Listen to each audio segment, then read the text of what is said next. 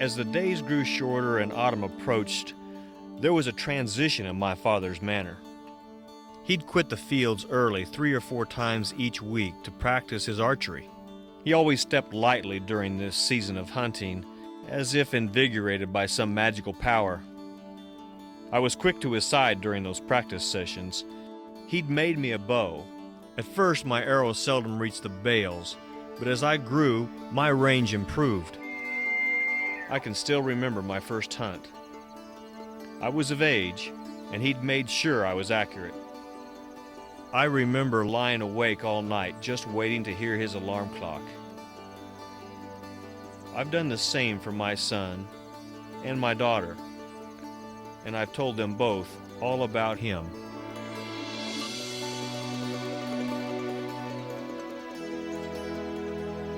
For many of us, bow hunting is the ultimate experience. It's a chance to immerse yourself in the sights and sounds and smells of the autumn woods, to experience the solitude of wild country, to feel your heart race as you watch a whitetail at close range. Every time a field brings its own unique rewards. Every hunt rekindles the same satisfaction that bow hunters have felt for centuries. There are no shortcuts to becoming a skilled bow hunter.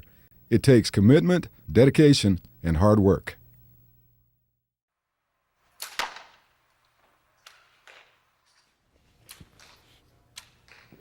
If you're just getting started in archery, it's important to get good advice in choosing quality equipment that's properly matched and fitted to you. We'll review some of the basics in this program, but encourage you to consult the staff at an archery pro shop to decide what equipment is right for you. There are 2 basic categories of bows to choose from: traditional bows and compound bows. Traditional bows include the longbow and the recurve bow. Compound bows are the result of modern technological advances applied to archery. When drawing a traditional bow, the amount of energy needed to draw the bow continues to increase as the bow is brought to full draw. A compound bow works differently. The peak draw weight is reached before full draw, then the force needed to continue and maintain the draw lets off by 65%, 70%, or more. This let-off makes compound bows easier to hold at full draw and allows the archer more time to aim before fatigue spoils the shot. There are several factors to be considered when purchasing your first bow. Draw length, the distance that the bowstring is pulled to full draw, is not a factor when selecting a traditional bow. This is because a traditional bow can normally be drawn to any draw length. If the draw weight is not too heavy, the bow will work.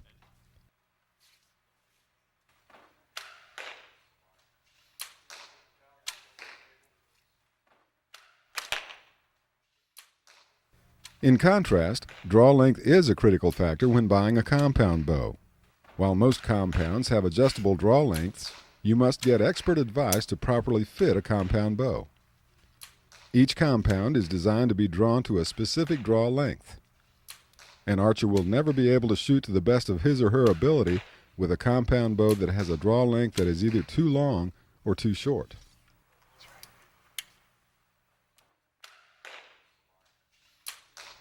With any bow, draw weight is a critical factor in bow selection. Beginning archers should start with a bow that is relatively easy to draw. This will allow the novice to develop proper form and technique. You should be able to come to full draw, hold, and aim for several seconds without extreme stress. Attempting to shoot too much draw weight will often lead to serious shooting flaws, such as snap shooting, flinching, or punching the trigger on a mechanical release aid. These are problems that will not only hinder a beginner's progress, but have made many experienced archers quit the sport. So be certain to select a bow you can handle with ease.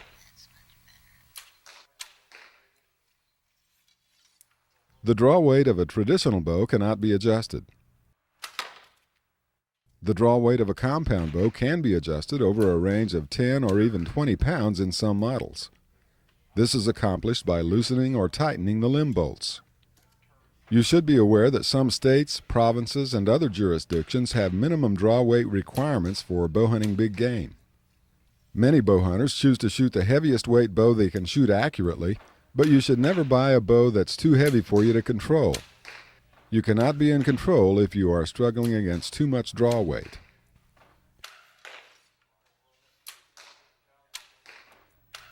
It's wise to match your bow to your master or dominant eye. Fortunately, determining which eye is dominant is a simple process. To determine your master eye, pick an object and turn your body to face it squarely. Place your hands together in the manner shown and make a small hole. With fully extended arms, center the hole on an object. Be sure to keep both eyes open as you slowly draw your hands back, keeping the object centered in the hole. It will automatically come to your master eye. The precise matching of equipment is critical in bow hunting.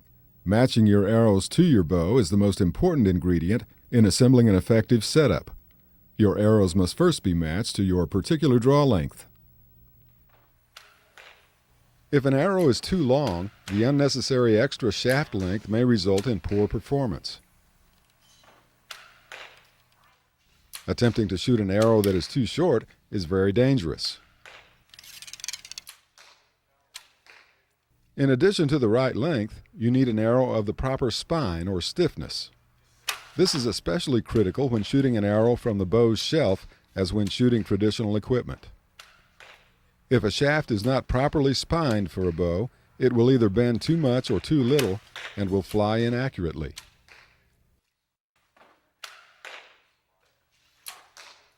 Badly underspined arrows could even break, injuring you or someone else. Each arrow manufacturer produces a chart that matches the stiffness or spine of each shaft they produce with specific poundages of bows. These charts will help you select an arrow of the proper spine for your bow's draw weight and draw length. Always purchase high-quality arrows correctly matched to your bow. Bows of the highest quality won't shoot well with arrows that are not properly spined or assembled.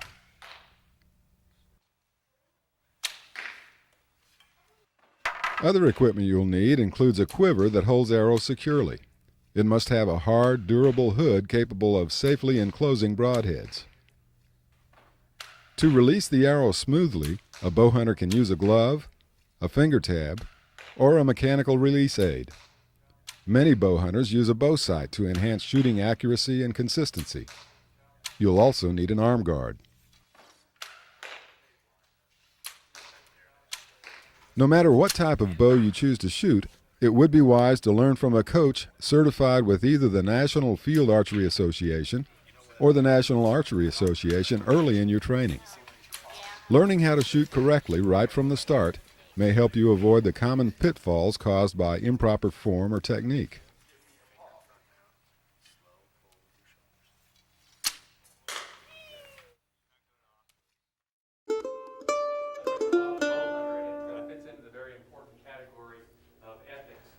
Your next step toward becoming a better bow hunter begins with developing the right attitudes. Learning the laws, ethics, and traditions of bow hunting can prevent you from making mistakes that give all bow hunters a bad name.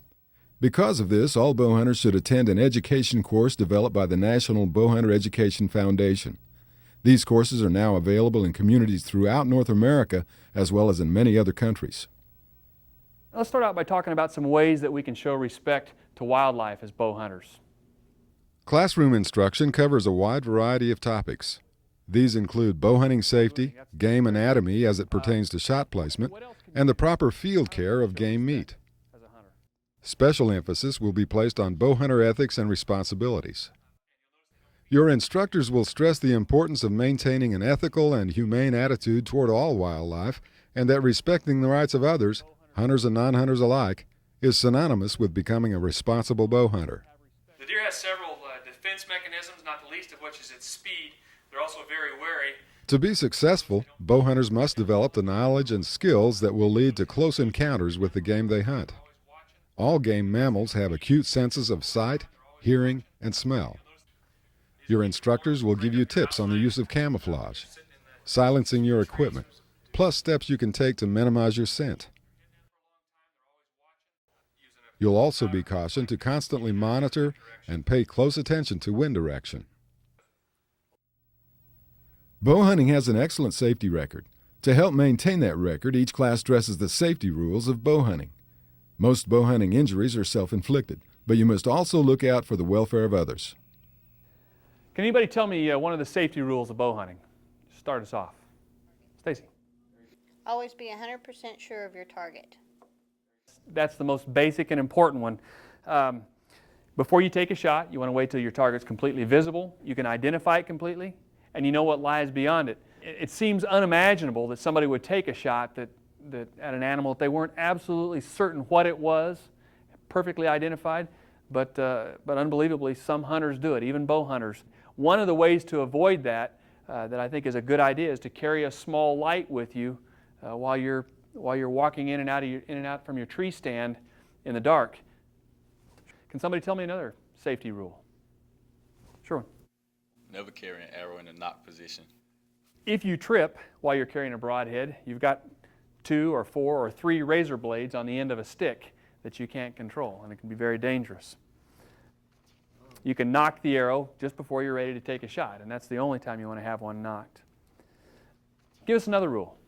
Kurt. Use a broadhead wrench when handling your broadheads, and always wear a safety harness when you hunt from tree stand. Okay, use a broadhead wrench when you're changing a broadhead. And anybody who's bow hunted in here has been tempted to just unscrew that broadhead right quick without a wrench, and they probably all have scars on their thumb and forefinger from doing that very thing. And you mentioned wearing a safety harness or a restraint when you're in a tree stand. That's a very important thing. That's the most common cause of injuries among bow hunters, of serious injuries, is falls from tree stands. All right, you always want to check your bows. Other safety tips include routinely checking your bow for cracks and separations in the limbs. On compound bows, pay particular attention to where the cam axles pass through the limbs and at the limb pockets. Check the bowstring for wear or broken strands. Check all your arrows for any cracks. Check each arrow for cracks, dents, or other damage. They must be straight to fly consistently. Never shoot a damaged arrow. Be sure each nock is in perfect condition. Your instructors will also show you how to use a bowstringer. It's the only way that a traditional bow should be strung. Goes on just like that.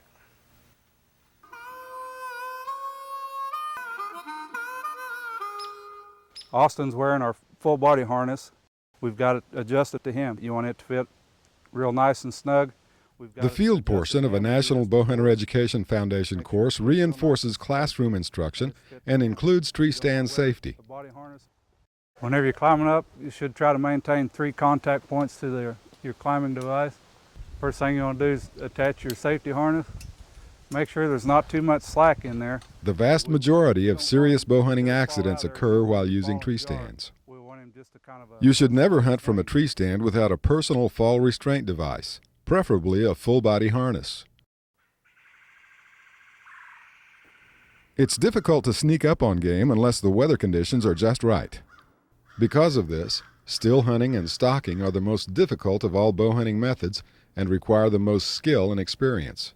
That's why tree stands are so popular with bow hunters, especially those who pursue white-tailed deer. Always read and follow the directions and precautions packaged with your tree stand. Ladder stands, portable hang-on stands, and climbing stands are the only kinds of stands you should use. Permanent stands are often unpopular with landowners, and they can easily give way after just a few years of outdoor exposure. Ladder stands are considered the safest of all types of tree stands. However, it takes 3 people to safely set a ladder stand. Don't try to set a ladder stand by yourself. Always choose a healthy tree that will easily support your weight.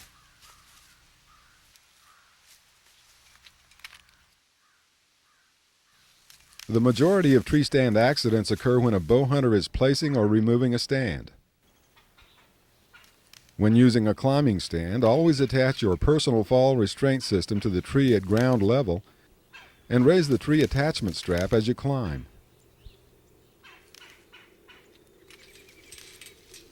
To ensure your safety, you should use a system similar to a lineman's belt when you set up or take down a portable tree stand.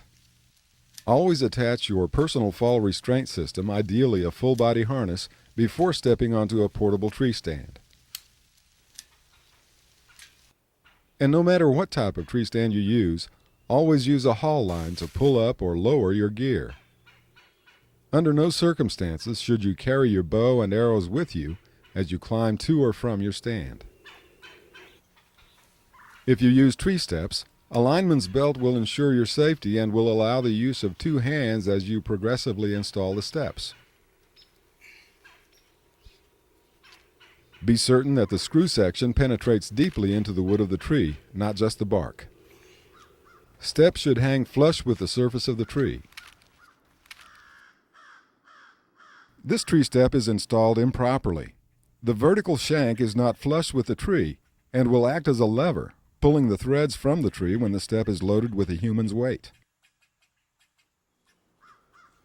Extreme caution should be used when using tree steps on thick bark trees. Either avoid such trees or thin the bark before installing each tree step. Remember that most serious bow hunting accidents are the result of tree stand accidents. Following all of the rules outlined in this video 100% of the time is the best way to protect yourself from a crippling or deadly tree stand accident.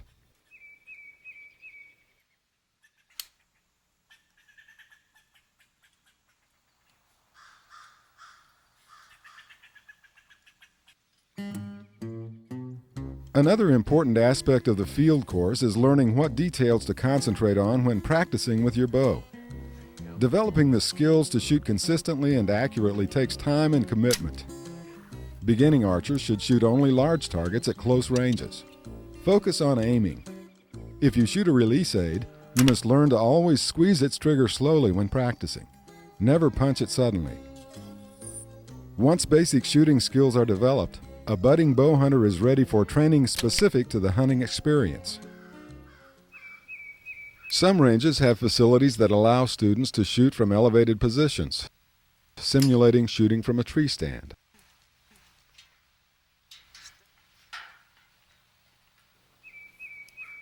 Students may also be asked to shoot from positions that may be encountered when stalking or still hunting.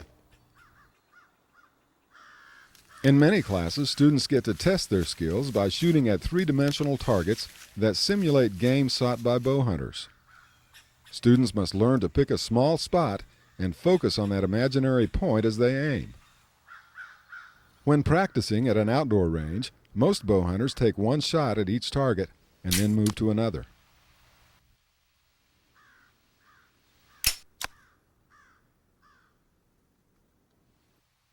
Learning to estimate distances is critically important. A well-shot arrow can miss the mark high or low if the distance is misjudged. This bow hunter will shoot an arrow at a 20-yard target using a preset pin sight to direct his aim. That hit was good. Next, he'll shoot at a 28-yard target using the same pin held in the center of the vital area.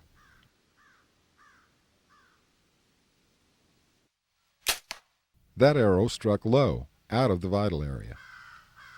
This illustrates the importance of developing the skills to accurately judge distances. To develop their skills, bow hunters should pace off the distance to each randomly placed target after the shot. Those who carry rangefinders should estimate the distance, then shoot the target. No matter where their arrow strikes, they should then use the rangefinder to measure the distance to the target. Those who have difficulty in developing these skills should consider using a rangefinder before taking a shot at game, or limit their shots to close ranges where range estimation is less difficult. Ethical bow hunters never take a shot at game unless they are confident of the range and their ability to make a killing shot. A critical step in the education of every bow hunter is to learn how to determine their own effective accuracy range. That is, the range at which a bow hunter can consistently group all arrows within a 6 or 7 inch diameter circle representing the vital area of a deer. This target was developed to simulate the pressure of a real hunt. It has a cutout section where a deer's vital area would be, but the rest is steel. Archers know that a bad shot will ruin an arrow, and the presence of an audience adds further pressure. Any arrow that misses the vital area is a ruined arrow. Smashing an arrow in practice can get expensive, but it's a small price to pay to find out just what your effective, accurate range is under the kind of pressure you'll experience during an actual hunt.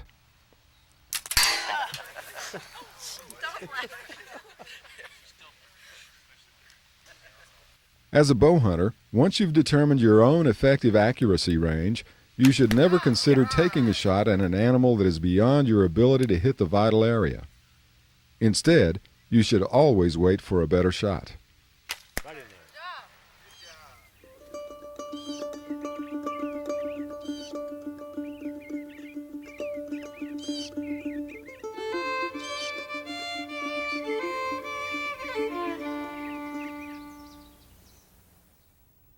Sometimes bow hunters must decide quickly what shots to take and what shots to turn down. You must be mentally prepared to accept that just because an animal is close doesn't mean you'll have a high percentage shot. Your commitment to avoid wounding an animal must be stronger than your desire to take that animal. Shot selection decisions made when no one else is around will ultimately decide the future of bow hunting. It is the responsibility of every bow hunter to learn which shot angles are considered high percentage shots. Understanding the anatomy of the game you hunt is a critical element of shot selection.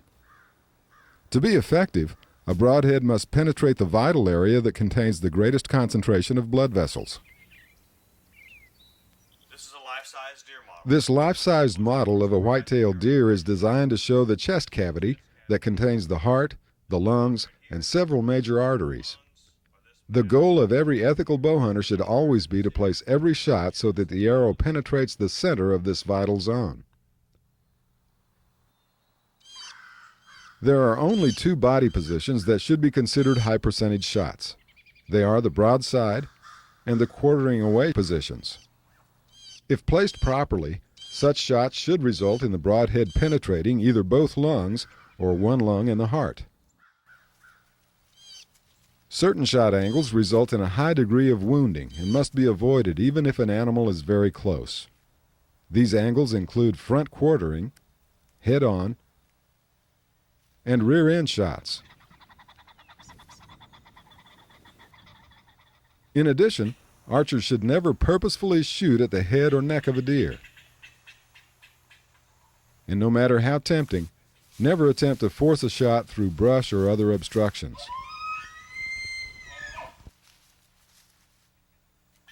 An animal that is directly beneath your stand also offers a poor shot. And always be aware that an animal that is frightened or alerted to your presence is likely to bolt at the moment of the release, potentially resulting in a poor hit. So if you have any doubt, be patient and wait for a better shot.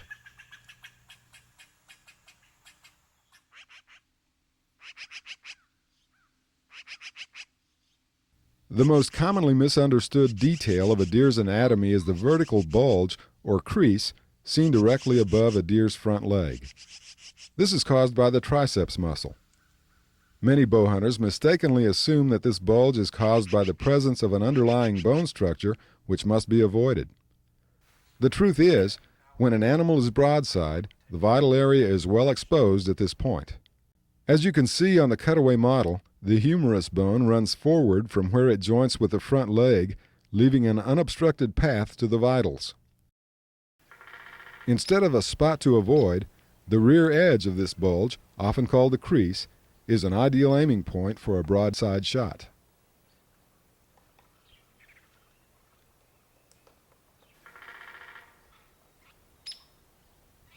When taking a quartering shot, the aiming point must be further back in order to center the vital area. This can be demonstrated with the NBEF 3D deer model. Like the life-size model, the vital organs and heavy bones are exposed on one side. A broadside shot that centers the triceps bulge easily clears the large bones.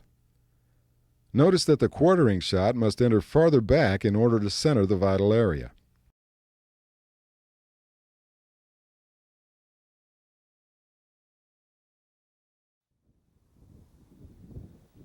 This can be illustrated quite well using a pronghorn antelope.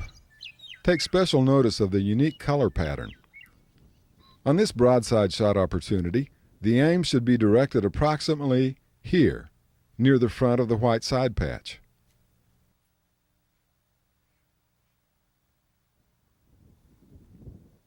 When the animal offers a quartering away shot, the aim should be directed approximately here. Using the white patch as reference, it's easy to notice the difference in the aiming points between the broadside and quartering away shots. From what you've learned, pick a spot on this broadside deer where you think an arrow would center the vital area. Your spot should be about here. Wait for this quartering deer to stop and then pick your ideal aiming spot. Many experienced bow hunters use the opposite front leg as an aiming reference. Pick your spot. It should be about here. Bow hunters shooting low poundage should not take quartering away shots on large game such as elk or moose. An arrow must possess high kinetic energy to effectively penetrate a large animal and still reach the vital chest area. Every shot opportunity forces you to make a decision that no one else can make for you. Because of this, important shot selection decisions should be made before you hunt. You must be committed to wait for an unobstructed broadside or quartering away shot that is within your predetermined effectively accurate range.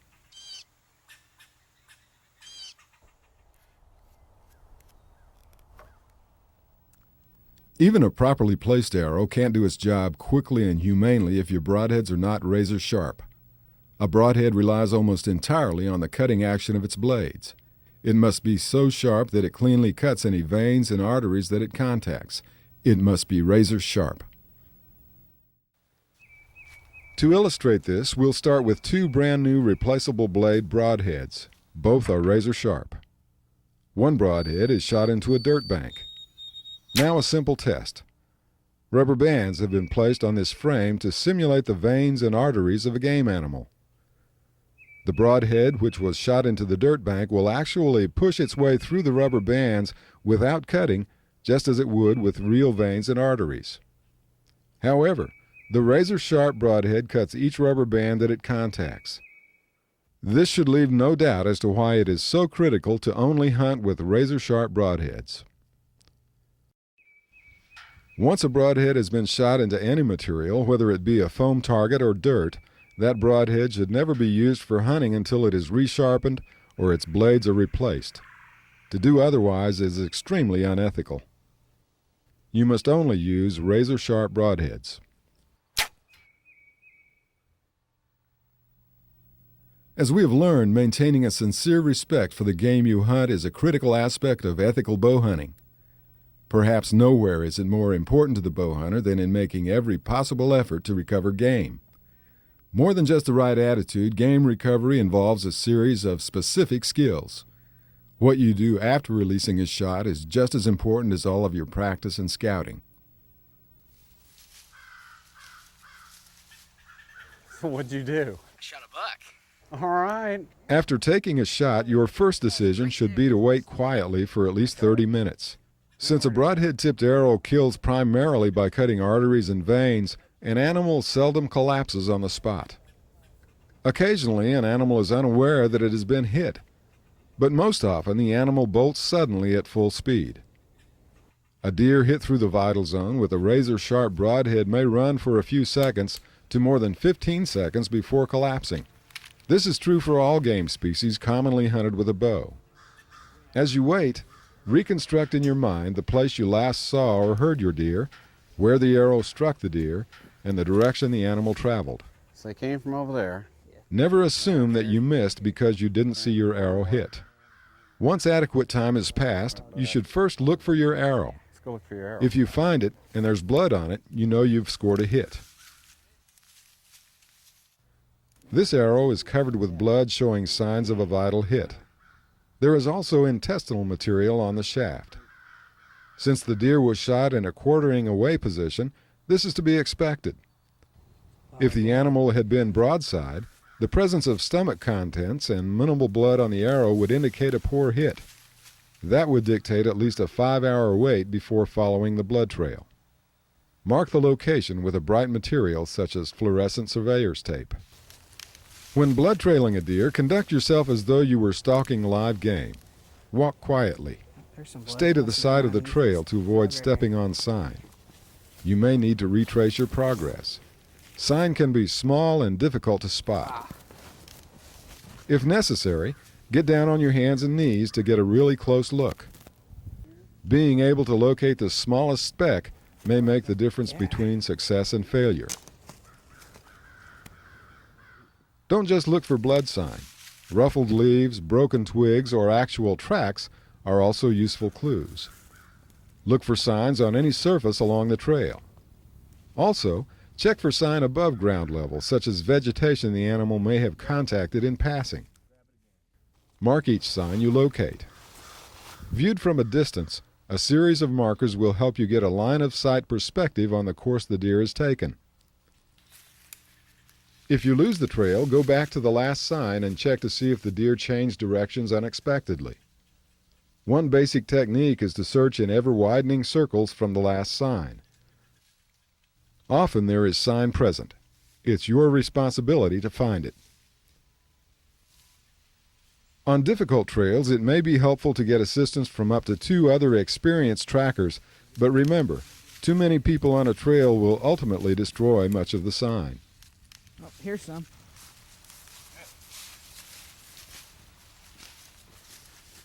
Developing the skills to read and interpret the signs of a blood trail demands experience, patience, and self-control. Bowhunters who have developed these skills are proud of their ability to eventually find every animal they hit.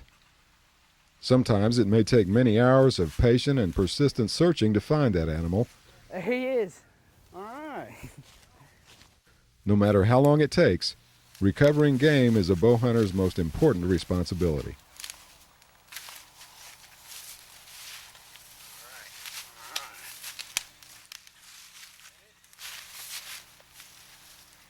Good job.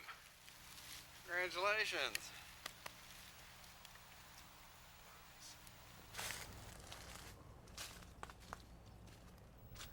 Bowhunting is an ancient, time-honored pursuit. Today's bowhunters share a kinship with hunters as far back as the Stone Age. Like our ancestors, we're challenged by the fine-tuned senses and wariness of our prey. We're compelled to continually refine our skills to ensure that we're responsible, humane hunters. The rewards are many. Each trip afield engages all our senses in a rich, colorful, sometimes mysterious natural world where time is measured more by changing shadows than by clock or watch. There's a unique satisfaction in knowing that, as bowhunters, we are an integral part of the natural world.